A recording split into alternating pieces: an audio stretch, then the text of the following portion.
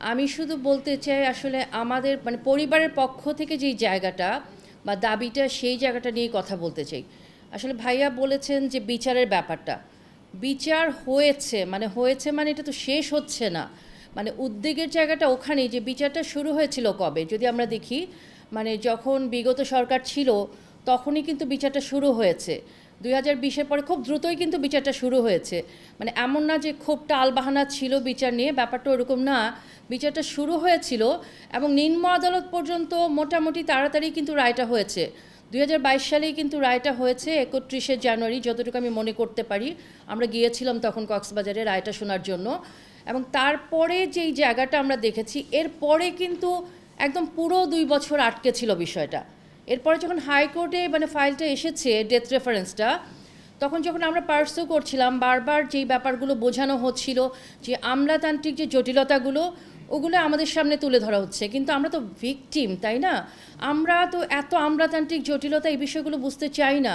তখন আমাদেরকে যেটা বলা হলো যে ডেথ রেফারেন্স তো হাইকোর্টে এসেছে, কিন্তু আপনাদের আগেও তো আরও অনেক ডেথ রেফারেন্স আছে, ফাইলগুলো আছে। তো সেই ক্ষেত্রে আপনাদের ফাইল যদি রেগুলার বেসিসে উঠে, সেক্ষেত্রে 2028-এর আগে মানে হাইকোর্টের মানে রিভিউ শুনারেই বসবে না। কিন্তু আপনারা বলুন এটা কিভাবে সম্ভব? এইটা কি 8-10টা মামলার মতো বা ডেথ রেফারেন্সের মতো? এটা তো একটা আলাদা মানে একটা পুরো একটা আলাদা বিষয় ছিল। প্রথমত উনি সশস্ত্র বাহিনীর একজন অফিসার ছিলেন এবং উনি খুবই চৌকস একজন অফিসার ছিলেন এবং দেশমাতৃকার অনন্য সাধারণ সন্তান। মানে তার ফাইলটার জন্য যদি শুনতে হয় যে রেগুলার বেসিসে হলে 2028-এ হচ্ছে হাইকোর্টে শুনানি হবে। ওকে, তারপরে তো আমরা এই বিষয়গুলো নিয়ে অনেক পার্সিউ করলাম ওই সময়। তখন আবার যখন ইন্টারিম গভর্নমেন্ট আসলেন, তখন আবার ফাইলটা কিছুটা আশার আলো দেখলো। 2028 থেকে উঠে এসে 2024-এ ফাইল উঠে আসলো এবং তখন একটা হাইকোর্টে একটা রিভিউ করে তখন কিন্তু একটা রায় হয়েছে। আচ্ছা, ওটাতেও আমরা বেশ আশাবাদী যে ঠিক আছে, এখন যেহেতু রায় হয়েছে এখন এটা আবার চলমান থাকবে সুপ্রিম কোর্টে, কারণ এগুলো তো রিভিউ, অ্যাকচুয়াল রায়টা তো হয়ে গেছে আপনার লোয়ার কোর্ট থেকে, তারপরে হাইকোর্টে রিভিউ হয়েছে, সুপ্রিম কোর্টে একটা রিভিউ হবে, বিষয়টা তো এটাই। এবং এখানে এটা কিন্তু বিশেষভাবে শুনানিটা বসানো যায়, এটা এমন না যে সিরিয়ালি বসাতে হবে এটাকে, এরকম কিছু না। তারপরে দেখুন গত বছরের জুনের 2 তারিখে আমার যতটুকু মনে পড়ে যে হাইকোর্ট থেকে রিভিউ যে রায়টা হয়েছে, তারপরে যদি আপনি দেখেন এখন কিন্তু জুন, 1 বছর 1 মাসের মতো চলে গিয়েছে, এতটুকুও কিন্তু মানে অগ্রগতি নেই। এখন আমাদের উদ্বেগের জায়গাটা কোথায় জানেন? আমরা কিন্তু বিচার ব্যবস্থার উপর পুরো আস্থা আছে। উদ্বেগের জায়গাটা হচ্ছে সেখানেই যে প্রতিটা যে ধাপগুলো আছে, লোয়ার কোর্ট, তারপর হাইকোর্ট, তারপর সুপ্রিম কোর্ট, তারপরেও কিন্তু একটা স্টেপ থাকবে যে প্রেসিডেন্সিয়াল পার্ডন। মানে এই যে স্টেপগুলো একটা থেকে একটা পার হওয়ার মাঝে যে জায়গাটা, ওখানে যে থমকে যাচ্ছে, সেই জায়গাটাই কিন্তু আমাদের উদ্বেগের কারণ। যেটা ভাইয়া বললেন একটু আগে, যে এই জন্য আমাদের দাবি হচ্ছে যে সুপ্রিম কোর্টের রিভিউ খুব দ্রুত শুনানি শেষ করে এবং তারপর যে প্রসিডিউর আছে, যেটা আমি বললাম যে প্রেসিডেন্সিয়াল পার্ডন, ওই জায়গাগুলোকে যত দ্রুত সম্ভব এই বছরের মধ্যেই শেষ করে আমরা চাই যে রায়টা যেন কার্যকর হয় দ্রুত। বিচার হচ্ছে, বিচার চলমান, সবই বুঝলাম, আমরা রায় হয়েছে একটা, রায়টা যেন কার্যকর হয়, সেটা যেই হোক ফাইনাল রায়। আমরা জানতে চাই ফাইনাল রায়টা কি রিভিউর পরে এবং সেই রায়টা কবে কার্যকর হবে। আমরা চাই এই বছরে আর কয়েক মাস বাকি আছে, 6-7 মাসের মতো, এই সময়ের মধ্যে যেন সবগুলো প্রসিডিউর কমপ্লিট করে আমরা চাই রায়টাকে কার্যকর দেখতে চাই। এইটা 1 নাম্বার। 2 নাম্বার বিষয় হচ্ছে আরও ইন্টারেস্টিং ফ্যাক্ট, যেটা আমরা জানতে পেরেছিলাম, এই যে দীর্ঘ সময়গুলো এই যে স্টেপগুলো ছিল, এর মধ্যে কিন্তু যারা মৃত্যুদণ্ডপ্রাপ্ত আসামি, ওসি প্রদীপ, লিয়াকত, ওনারা কিন্তু মোটেও কন্ডেম সেলে ছিলেন না।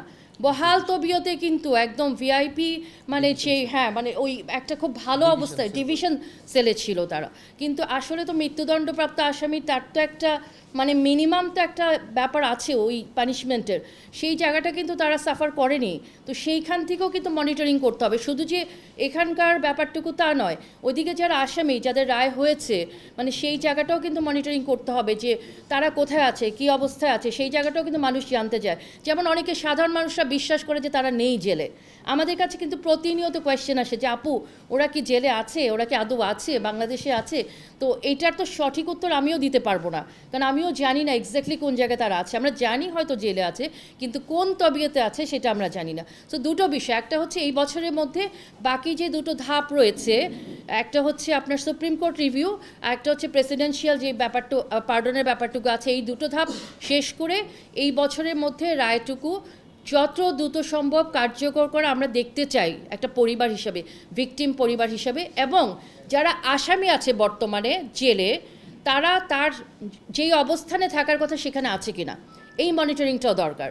সো পরিবার হিসাবে এটাই আমাদের দাবি, মানে 6 বছর এইরকম একটা আলোচিত হত্যাকাণ্ডের জন্য, এটা আসলে যদি এইরকম হয় 6 বছর, এখনও শেষ হয়নি কিন্তু আমরা জানি না যেটা 8 না 10 বছরে যাবে, এখন আমরা জানি না, 6 বছর চলমান।